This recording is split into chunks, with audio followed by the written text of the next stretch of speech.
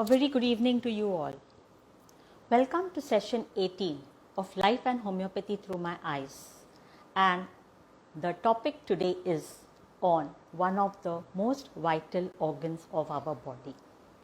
An organ which works tirelessly 24 by 7, 365 days a week, year after year, pumping and beating almost or more than 1,00,000 times during the day, supplying blood to our full body so that it can receive the needed oxygen and nutrients to function perfectly and to keep us in the best of health. Well, no guesses. I know you got it right. And that's our heart. And the topic today is healthy heart. Well, viewers, let me ask you, is it important to have a good heart? Absolutely. But I would like to say it is more important to have a healthy heart first. Because only if we are live and kicking will our good heart, kind heart be of use, isn't it? Well, often we find that when we see our loved ones toiling, working very hard, our heart goes out to them, isn't it? So also, our heart is working tirelessly, and it's time that we reach out to our heart and take care of it. Heart diseases or cardiovascular diseases, as we call it, because that comprises of the heart and the blood vessels, both of which are closely associated, is the commonest cause of death today.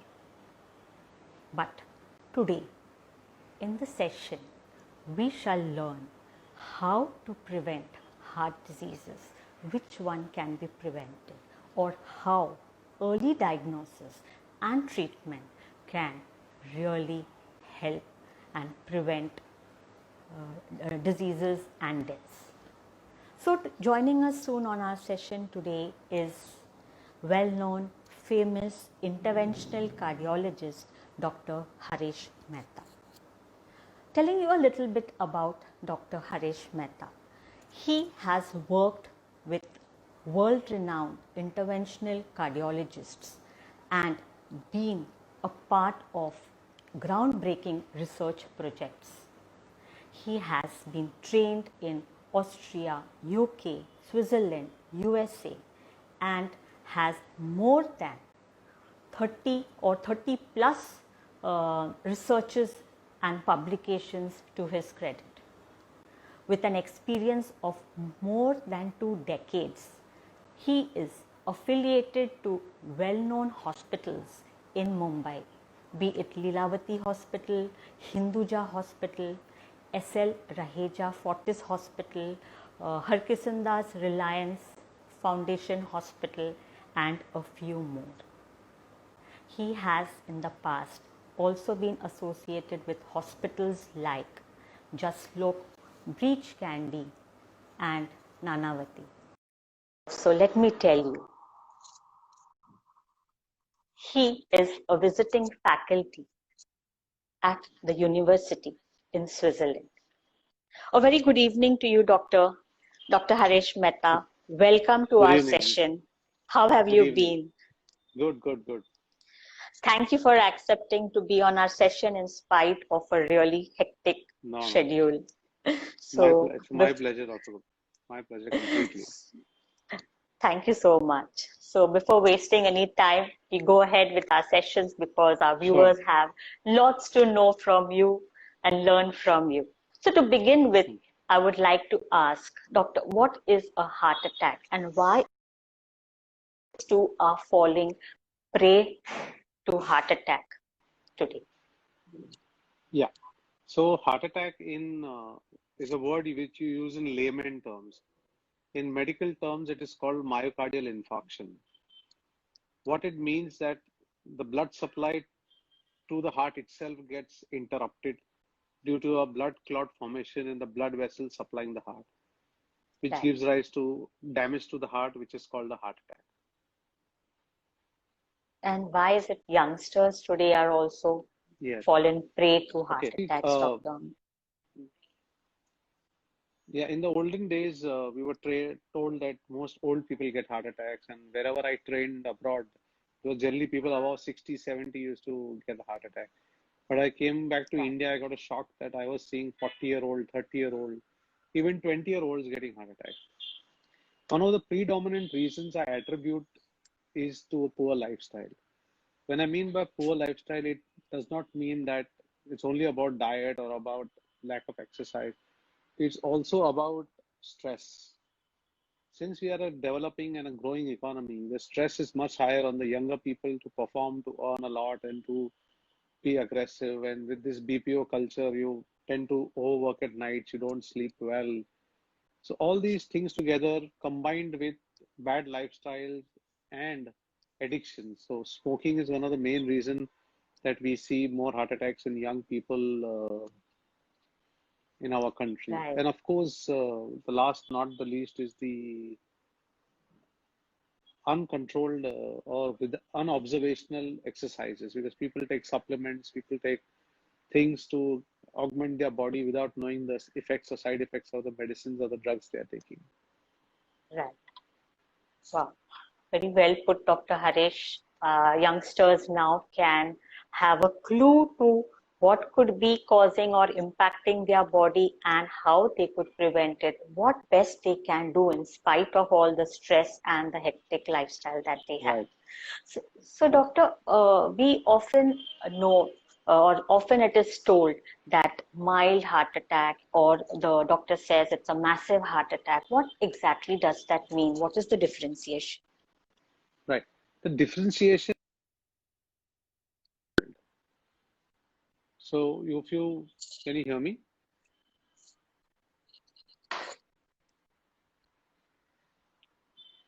Have you been able to hear me?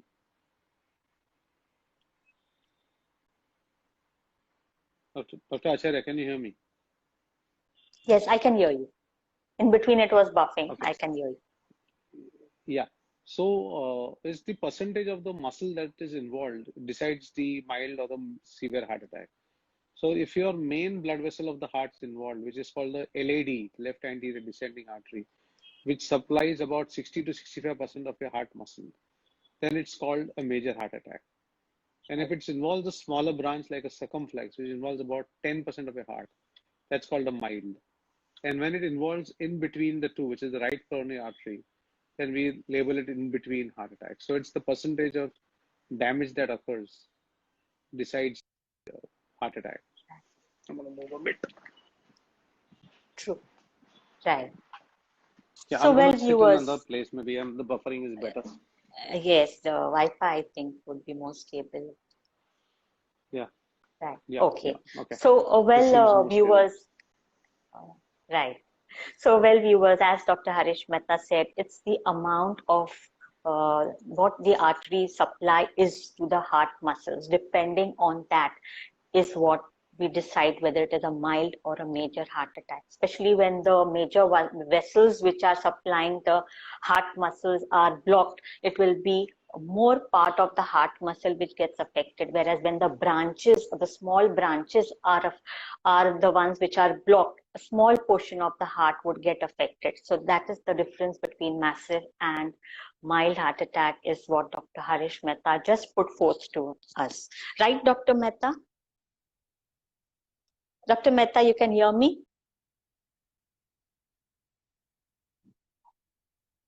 Okay. Viewers, can you hear us? Yes. Okay, let me check again. There's a request.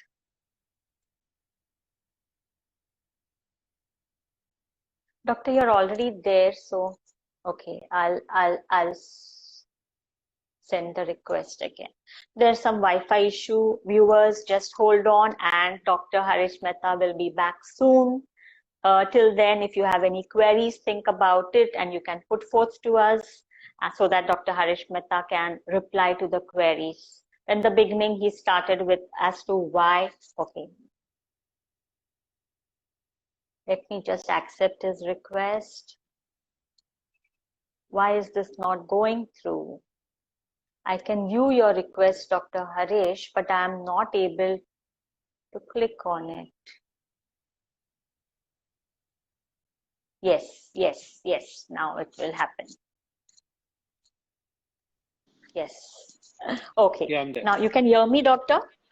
Yeah, very well, very well. Yeah. Yes, yes. Sorry about that. So, yeah. So I just put that in a nutshell of what massive heart attack and what minor Right. heart attack meant from what you had explained to our viewers. So going ahead, usually numbers are attached to heart attack. First heart attack, second heart attack, third heart attack, and it is said that the third heart attack is the most dangerous heart attack. So what does it actually mean? So the more the heart attacks you have, the more is the muscle damage that is happening to your heart. So Right. as you add on more heart attacks, the muscle damage is more, so obviously it's going to be more serious. So Right. the idea is to prevent one, if at all, prevent all. True. So at the root of it is lifestyle, as you already explained to us at the first row. Yes, Yes. right. Okay, so going ahead, doctor, what are the warning signs of a heart attack? So a heart attack, unfortunately, presents in different forms. Many a times you don't get a warning sign and you suddenly get severe chest pain, which is around the chest. It's like a tightness in your chest, which radiates to your jaw, or to your hand, or to the back. And it's like a compressive rubber band tied around your chest. This is what you get in a heart attack. Now, whether I get warning signs, like some of them do get this similar pain of a milder variety starting a week or 10 days back when they exert minimally, but they tend to ignore it as gas and leave it alone. And in Correct. some patients, you get listlessness. For the past 5, 10 days, you just feel you're listless, you're not happy, there's not enough energy in you. Many of them will feel that. Diabetics, especially, do not have typical symptoms. They just might present with mild breathlessness. But I would say any untoward symptom which you've not been facing, if you get that, it's better to consult with your doctor and get it checked. Right. Okay. So those are the warning signs, viewers, as Dr. Harish Mehta just put across to us. So keeping that in mind, what you said that many a times there would not be warning signs also. So going ahead, taking that question, taking a question ahead on that is it possible that people can get heart attack in their sleep and they would not wake up and they would die in their sleep? Yeah, that is something which is called sudden cardiac death. It is known in heart attacks and heart patients that in your sleep you might suddenly get a heart attack and your heart rhythm goes so fast that Right. by the time people realize you are no more. It is a known entity. Right, right. So it's a sudden cardiac arrest that is there. Okay. So Right. going ahead, doctor, we know and hear of cholesterol as being bad for the heart. So what is it? What is about good cholesterol and bad cholesterol? And how and what is its Right. impact on the heart? Okay. So you must have heard a lot about lipid profile. Now everybody has become very aware of what a lipid profile is. A lipid profile is a measurement of the different lipids or fats in our body. And it commonly has three, four parts to it. One is something called the total cholesterol. Then there is something called the LDL cholesterol. There is something called the HDL cholesterol. Then there is something called triglycerides. And there is something called non-HDL cholesterol. So these five names are there. LDL cholesterol and triglycerides are generally the bad cholesterols. And HDL cholesterol is generally the good cholesterol. So the target of any person with or without heart disease is to have a low LDL and a low triglyceride cholesterol and a reasonably high HDL cholesterol. That is the way we look at it. True. So viewers, as Dr. Harish just said, that you have to say hi to HDL, that is the good cholesterol to our heart. And we have to see that HDL increases. And if I'm not mistaken, something beyond 30 is, beyond 60 is what is good for the heart, right, doctor? Where HDL is concerned. Yeah, in 60 is good, but yes, but it's very difficult in many Indians because Indians generally have a build where they have lower HDL cholesterol. So I would say if Right. anybody can manage anything above 45 would be good. Right. Good. Okay. So we need to take care of different aspects related to our food, which we will come to. Dr. Harish will tell us about it. So we go to our next question. Doctor, what are the diseases which form precursors to having heart problems or a heart attack? So there would be certain diseases which are warning Yeah, signs, as to say. yeah. I think that especially two diseases that we need to be very careful about is diabetes and blood pressure. Right. They go hand in hand with heart disease. And as you Okay. know, in the next 5-10 years, India will be the diabetes capital of the world. We'll have more diabetics than any country in the world. And diabetes is a silent killer. It just keeps eating into each and every organ of the body. Just forget about the heart. It eats into every organ of the body. So Right. diabetes and blood pressure are two things which we have to watch. Correct. So, doctor, what is the effect of weight and lifestyle? Lifestyle, you already put it ahead, but anything more that you would like to say as to why exactly weight and lifestyle impacts our heart? Okay. So, for example, increased weight predisposes to increased cholesterol, increased bad cholesterol, reduced good cholesterol. It predisposes a person to type 2 diabetes mellitus, which is seen in the adult, which is seen with more obese. This and increased weight is Right. also seen with increased fat in the organs, which is bad for the heart. And increased weight also leads to increased blood pressure. So all of this takes a toll on the heart because the heart has to pump harder to supply the same amount of blood to excessive amount of muscle and fat. So the heart has to work harder, and that's why you have True. these problems seen in patients who have increased weight. And coming to activity, any increased activity increases your metabolism, and when your metabolism increases, it improves the utilization of sugar in your body, which is glucose in the body, and also helps you lower the cholesterol which is there in your body. So it prevents diabetes, prevents your cholesterol from going up, and helps you keep your pressure under check.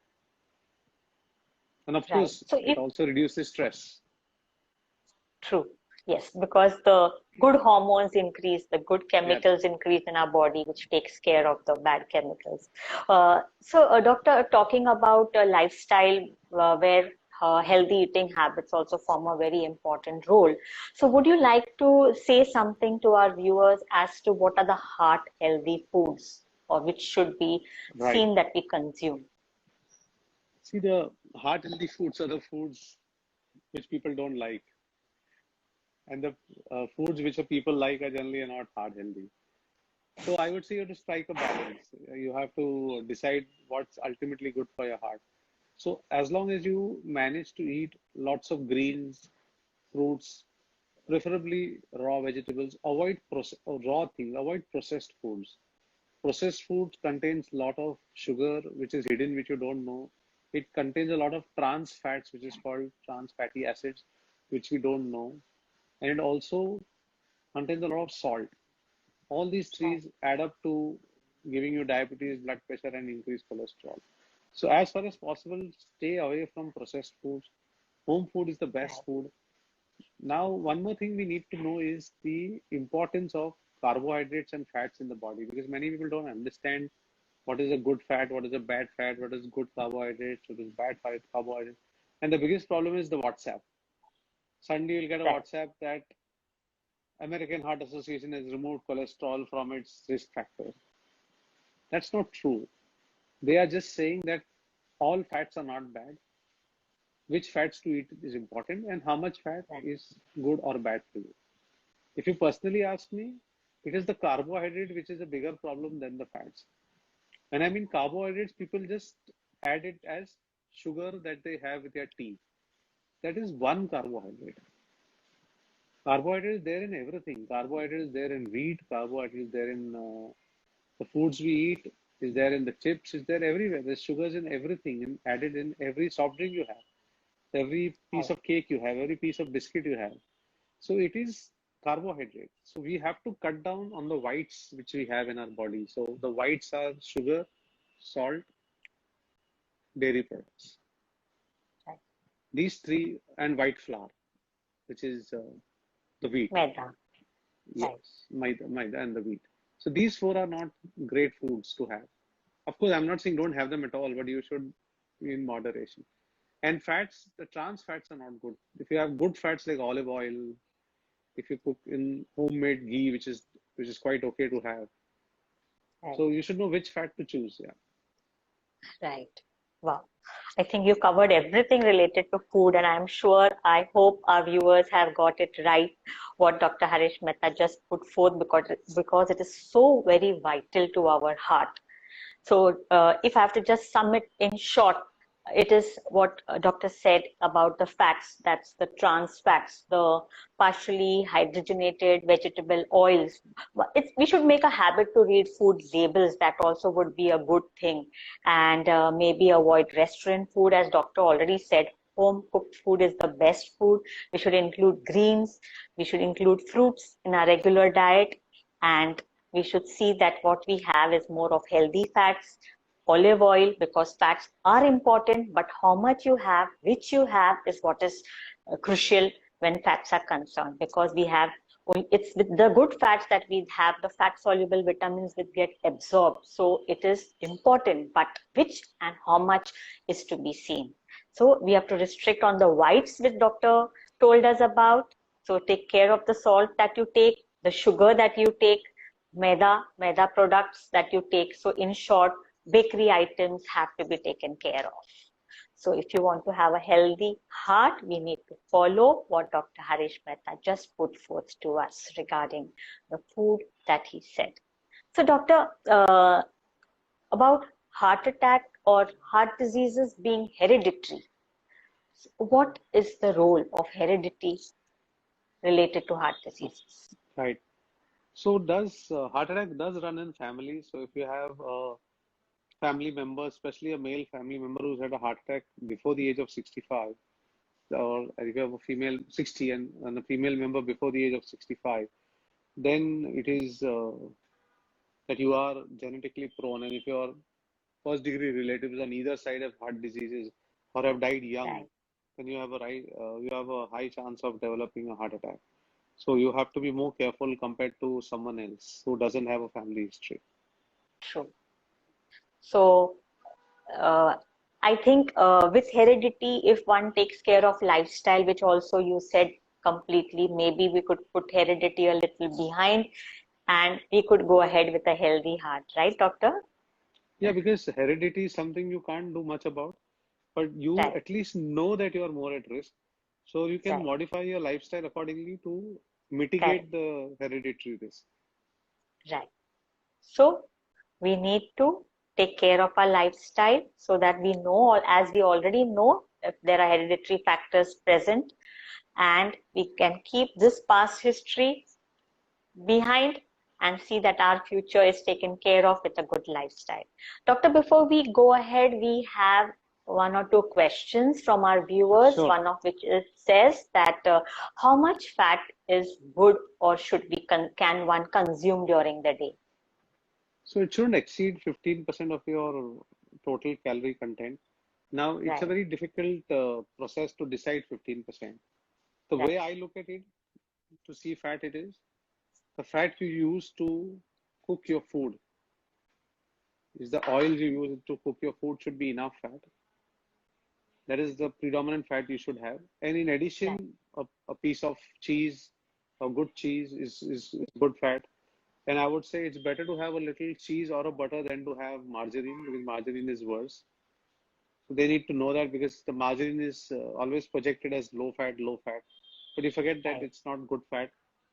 correct, That's how you decide your fat content. And if you want exactly how much fat content you need, so you should catch hold of a nutritionist who can divide your dietitian, meal yes, into carbohydrates, fats, and your protein right, intake. correct. Right, so they could calculate the calories that you need or your Yes, body needs, and based on that, the percentage of fats which yes. Dr. Harish Mehta just said. Okay.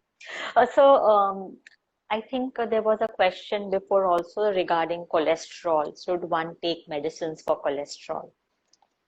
So the cholesterol is a very important topic which people need to understand who needs tablet, who does not need tablet.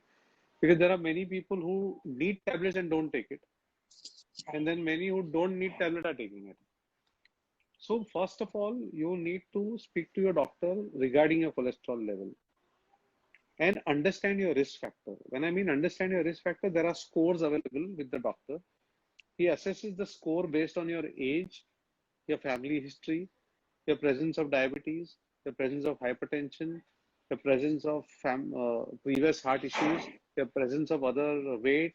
He calculates all of this and comes to a score and places you under low risk, medium risk, high risk. If you're present in the low risk population, then the doctor can decide to try lifestyle modification with you before you go on to a drug if your lifestyle modification doesn't work.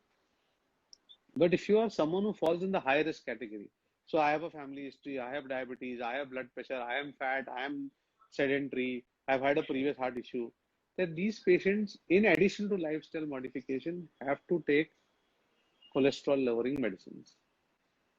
So it is an individualized decision. And another thing I want everyone to know, it's very, very important, don't go by lab values. We generally tend to see lab values. Whether lab normals may not be normal for an individual. So your lipid profile has to be interpreted by your doctor and your nutritionist, not by the lab. Wow, this is such an important thing, which I think most viewers would not be knowing about it, like cholesterol, and they just blindly just look at the value and they decide on it. But it's the doctor that you should consult, and prevention is better than cure. Understand whether you're at low risk, moderate risk, high risk, and whether medicines are needed or not. It's your doctor who would be able to guide you to the best. So, Dr. Harish, it's commonly found, or people commonly confuse gastric complaints, stomach complaints with heart-related complaints. How to differentiate the two and know whether this complaint is gastric in origin or whether it is cardiac in origin? Right. And as I told you in the beginning of this talk, it's the commonest confounding factor where we get confused. Am I suffering from gas? Am I suffering from heart problem? Because there are many patients who kept complaining that when they get this chest discomfort, they burp and they feel well. But that's a complaint even a cardiac patient does. If he burps, he feels well. So I would say that you have to know if your gastric complaints don't keep going away despite you taking medication and they keep coming back. So if you started with a gastric complaint of burning in the stomach, going up your chest when you eat spicy food or something like that, and doctors prescribed you antacids and all, and despite that, if it persists, then it's probably a sign it's a heart attack. Not even a heart attack, maybe a heart issue. And if you're not sure, it's better to go to a hospital, get yourself checked, get an ECG done, get a test done, blood test, which is called cardiac enzymes, which are now routinely done. Everybody knows about cardiac enzymes. Get yourself clarified that you don't have a heart issue. The reason I tell you, I'll give you an example. There was a very close cousin of ours. He was 34, and he was in a foreign country, and he felt this burping sensation in the night around 8 o'clock and 9 o'clock. And he was not feeling too well. And he said, this is acidity. So he took an Eno and took an antacid and felt a little better, but that feeling persisted. And he went for a movie, he went out for dinner, and then he slept and he didn't get up in the morning. So it was obviously a heart issue. So if your symptoms are not abating, then it's time to get to a doctor in a hospital and get it checked, because it's worth an extra effort, a visit to a doctor. It's worth an extra money, a rupee spent, than losing your life. So many a times it may not be able to distinguish, and the best person to distinguish is generally your doctor. Right. And that too at the age of 34, which you mentioned. So what happens, your youngsters feel commonly that this could not happen. I'm not in the age group related to heart problems. So all the more they would probably or possibly neglect it. So now with this incidents that you told, I'm sure viewers will be more careful in understanding that it is not age, because it is seen that even youngsters today are falling prey to it for all different reasons, which Dr. Harish Mehta has already put forth to us. So going ahead, Doctor, um, what is or how is ECG, 2D echo, stress test? What does it actually tell about the heart? Okay. We begin with a simple one first, the Right, ECG. right, ECG tells us by the waves, the variation in the waves tell us that what is the chance of someone having a heart issue. But bear it in mind, it's a very sensitive test, but not a specific test. What I mean by that is that a normal ECG does not rule out a heart issue. Whereas an abnormal ECG tells you could be a heart issue. So just because you get a normal ECG in front of you and someone is reported within normal limits, or the doctor writes within normal limit, doesn't mean that it is you don't have heart disease. It means your ECG at that moment is normal. That's all it tells you. The doctor decides based on the history, listening to you, based on the findings, based on your blood reports, that are you a one who's going to get a heart problem or not. So though alone ECG normal has no meaning. So that's the beginning, how you start off. right. Then comes a 2D echo. Again, 2D echo tells us the function of the heart, which how the walls are functioning, how the pumping capacity is, how the other doors, the gatekeepers are functioning. So it tells us the function of the heart. Again, it does not tell us the narrowing in the heart. An abnormal 2D echo can say that you had a heart issue, but a normal 2D echo again does not rule out that you are going to suffer a heart attack or not. So again, the interpretation is based on lots of other things. Then comes the stress test. So when we suspect that the person coming to us is suffering or his symptoms are suggestive of a heart issue, we tell them to undergo a stress test wherein we record the same ECG continuously as the patient exercises on a treadmill or a bicycle. So we tax the heart. When I mean tax the heart, we put it under stress of an exercise and see does the ECG change or remains normal. So if the ECG changes as you exercise, then we know that you are more prone to a heart disease than when you have a normal. Again, this is 70%. It's not Right. 100%. So then we have another test how we go about deciding which one has a heart issue, which one doesn't have a heart issue. Right. So basically, viewers, we just discussed about the three basic tests, that is ECG, 2D echo, and stress test. But beyond this, also there are other tests which help to actually pinpoint as to what is the heart disease and how much is the extent of it, which your cardiologist is the best person to tell you after evaluating everything, your symptoms, your family history, your blood reports, and these tests put together, and if needed, other tests are also advised. That is how it goes usually. So, doctor, going ahead, what suggestion would you give to relatives of patients who are taking them to the hospital with symptoms related to the heart? Any advice to the relatives while they are on the Yeah, way to the hospital? very, very simple advices.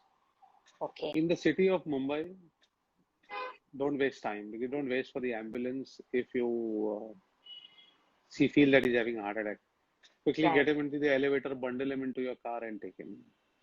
Very simple. Don't waste waiting for an ambulance because ambulance may take longer than you can imagine and you might lose life. One.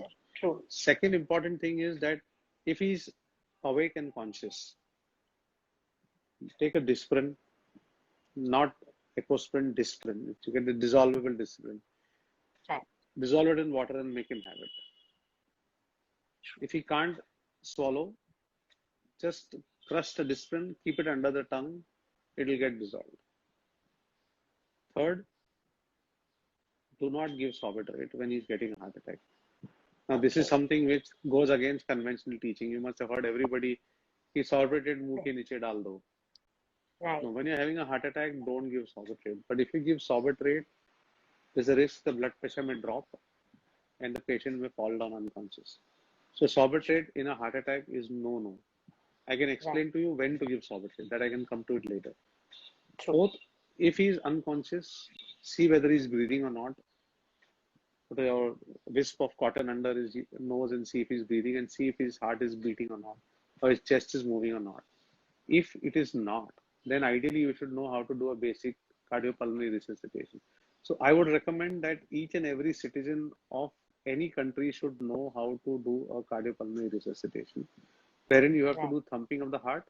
And nowadays, we are driving a drive where we are convincing societies to keep a shock giving machine, what is called defibrillator, Defibrillator. Right. into the ground floor of the building. So if anybody gets that and you find that his heart is not beating, he is not moving, we train them how to give a shock. True. And you won't be surprised that you will save lives. So these basic things have to be known, and do not try to feed a patient who's unconscious, because we commonly have the habit, nimbu pani pila do, that doesn't work. And turn the head to one side so he doesn't aspirate the food into this lungs. Right. Just turn him to one Right. side. Right. Wow, this was very, very, very important. Different points and different steps that one needs to take while they see a patient having symptoms which could be related to a heart attack. So talking about the nitroglycerin, which you said, sorbitrate. So you would like to add on that? You Okay. said not to So, take. so Or sorbitrate is not meant for heart attack patients. It is meant for patients who have angina.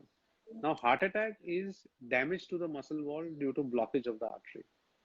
Right. Whereas angina is a heart pain. Smart. When you walk, when you exercise, and when you rest, it stops.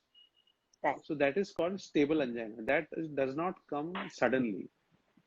You have people living with angina for 20 years.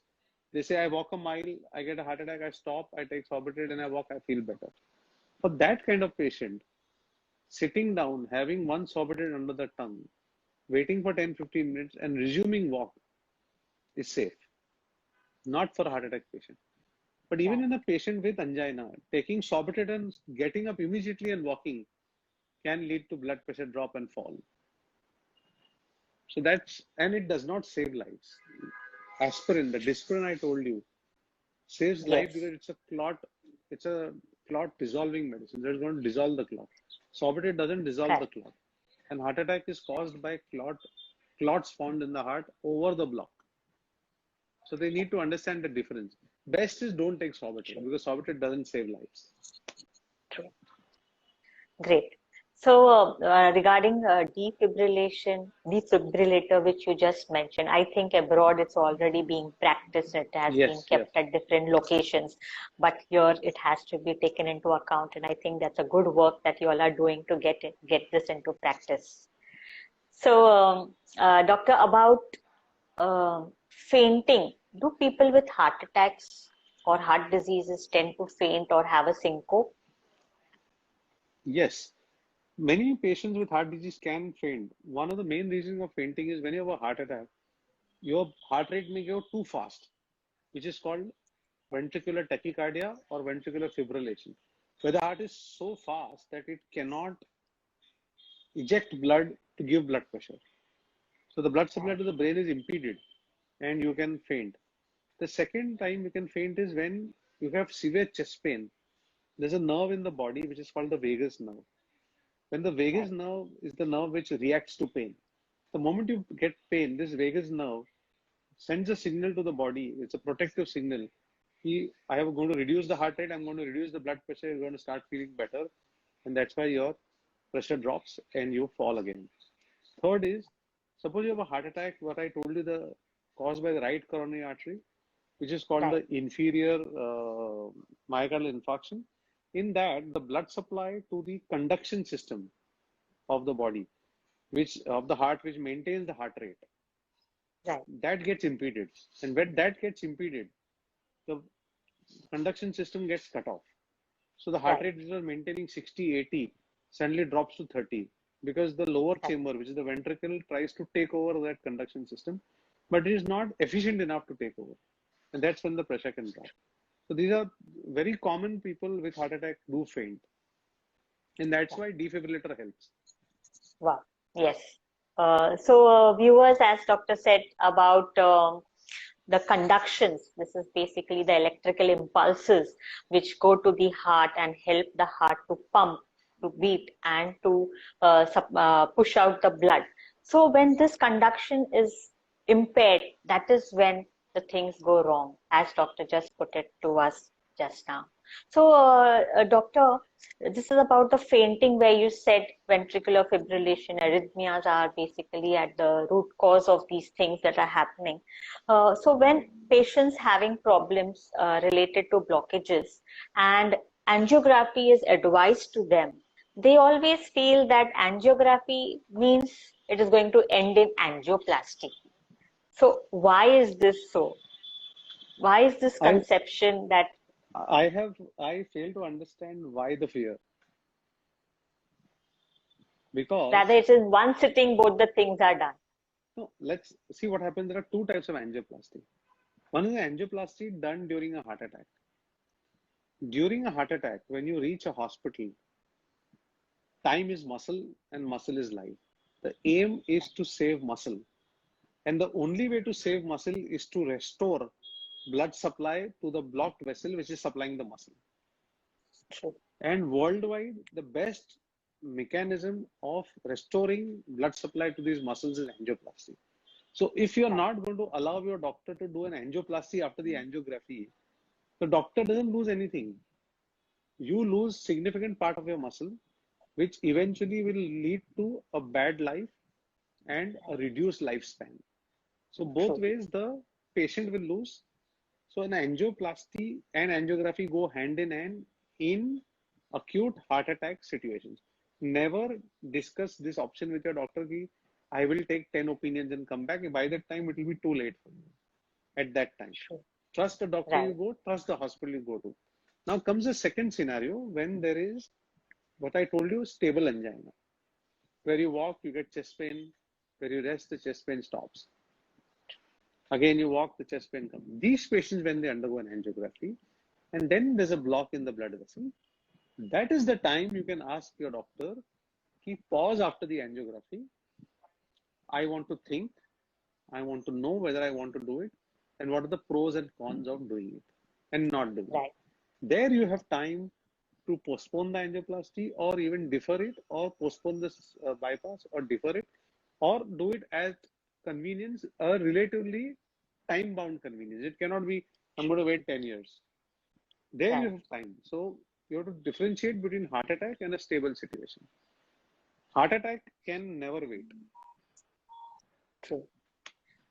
I think when it comes to stable angina or for the patient deciding whether to wait or not, I think the cardiologist, the interventional cardiologist is the best person, because from the history and from the angiography and other tests, it would be the cardiologist who would get to know Yeah, better whether it is a stable angina or not. no, but I have another take to this.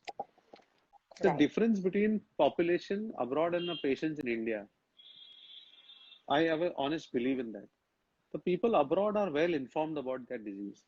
So whenever you Right. suggest an option to them, they are aware of the option and that helps you explain the options to them better. So Right. they understand what you are saying and you understand what you are getting it done and what are the outcomes. The problem with we Indians is that we do not want to take responsibility of our own diseases.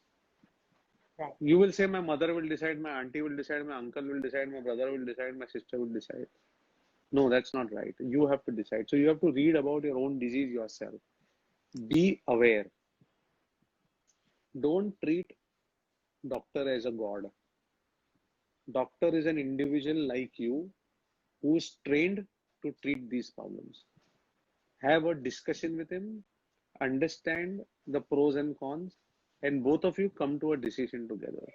Don't make him a don't make him a god. Say you are our god, you will do everything right.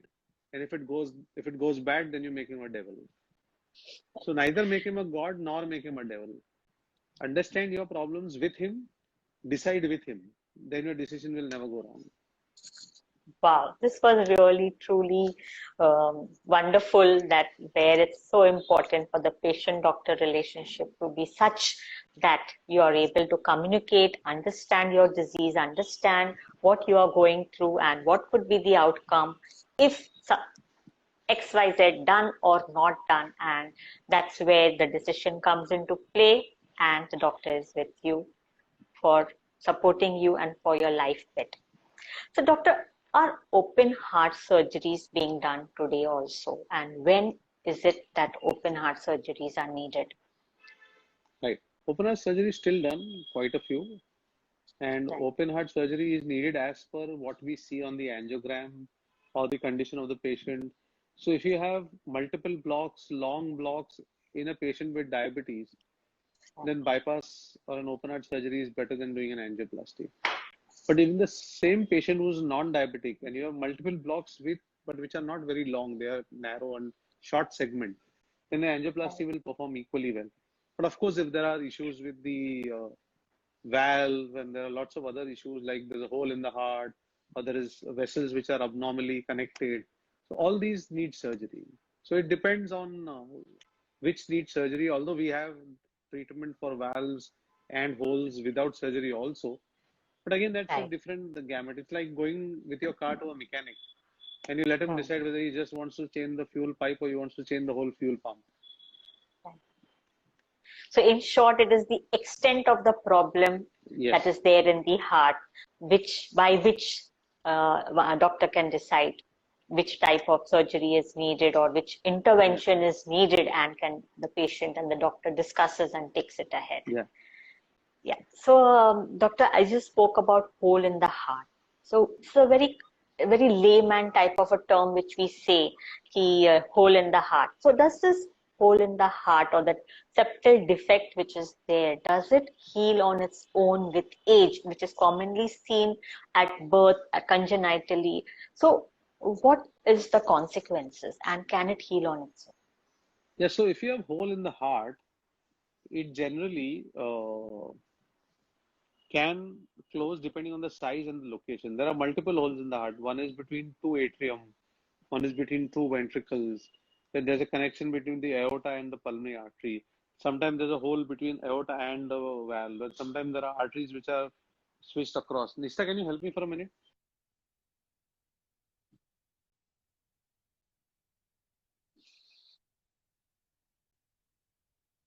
Just go ahead and say it's surgery, or it's a.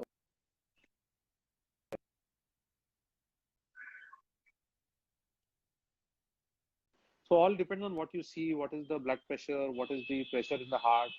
There are multiple factors that go into it. Nishita, yeah, Right.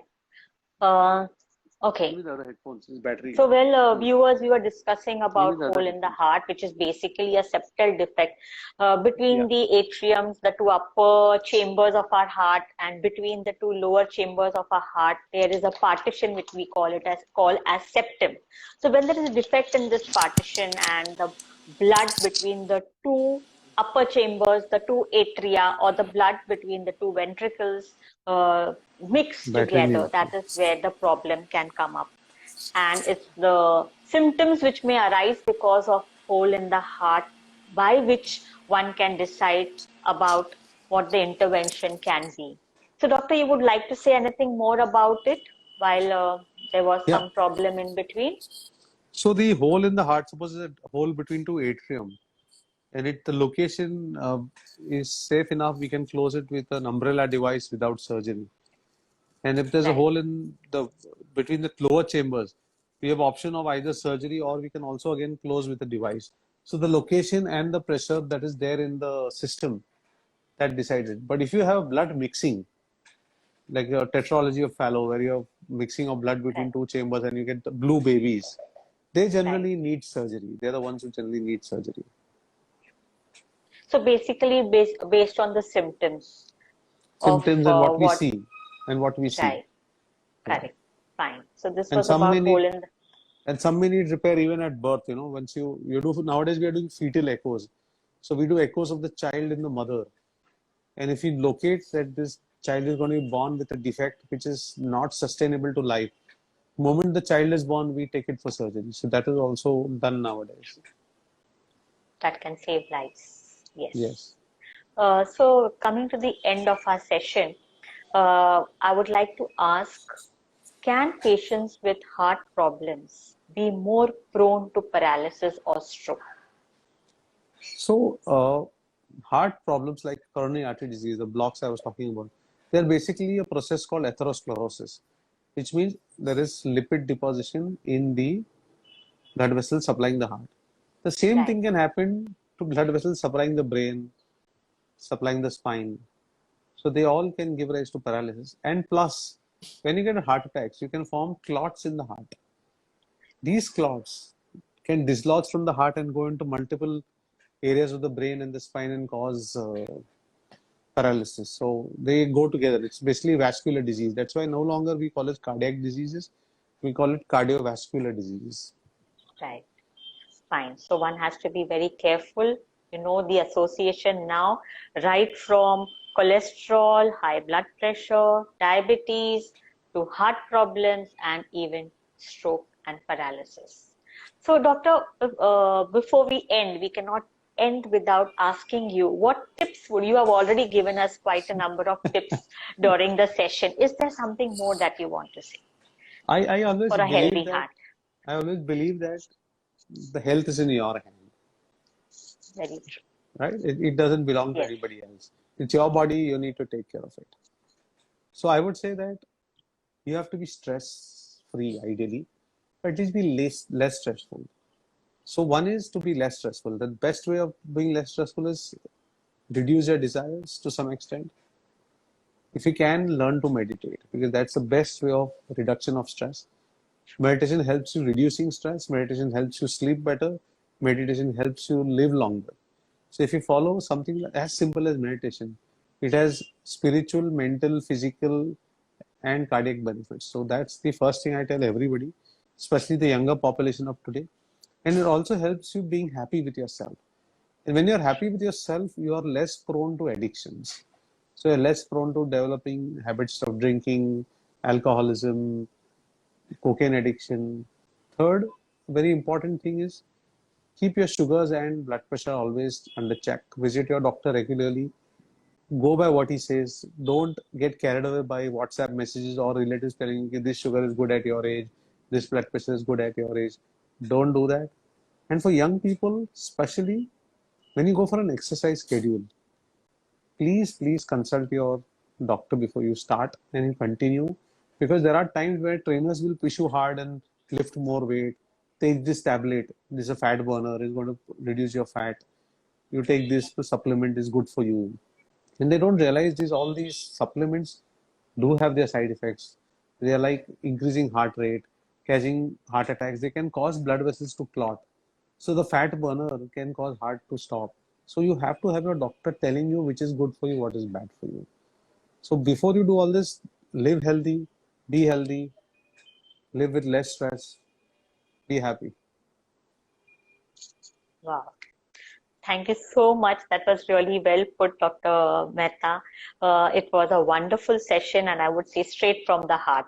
I think heart is Yes. not just a very vital organ, it's also a very vital word commonly used in phrases which have really important and deep meaning. So thank you so much, Dr. Harish. Thank you so much for Right. being there on the session. And I would like to tell our viewers, don't forget to get your numbers right. As Dr. Mehta has said, be it your blood pressure, your diabetes, your cholesterol, don't forget to schedule your appointment with your doctor to know what is the status of your health and how you can prevent it, because prevention is better than diagnosis, early treatment and prevention is better than cure. That's the And I only would way. like to, yes. And there's something which I would like to add upon is don't forget to spend great time with your loved ones, with your friends, with your family, pour your heart out and laugh to your heart's content, because that's totally free and it costs you nothing, but it can save you a lot. It can save your heart too. As Dr. Harish Peth has told us, a lot of things, a lot of tips related to it. There's one more I think we can add to that. And I would like to also say that we in the end, it's people, even if they are having diabetes or blood pressure and they think, oh, I am already unhealthy, it's never late to begin to work towards being healthy. So don't lose hope, don't lose heart. It's just that when we start, how we start, and we can always make the change, because it's the change that is needed to bring good health.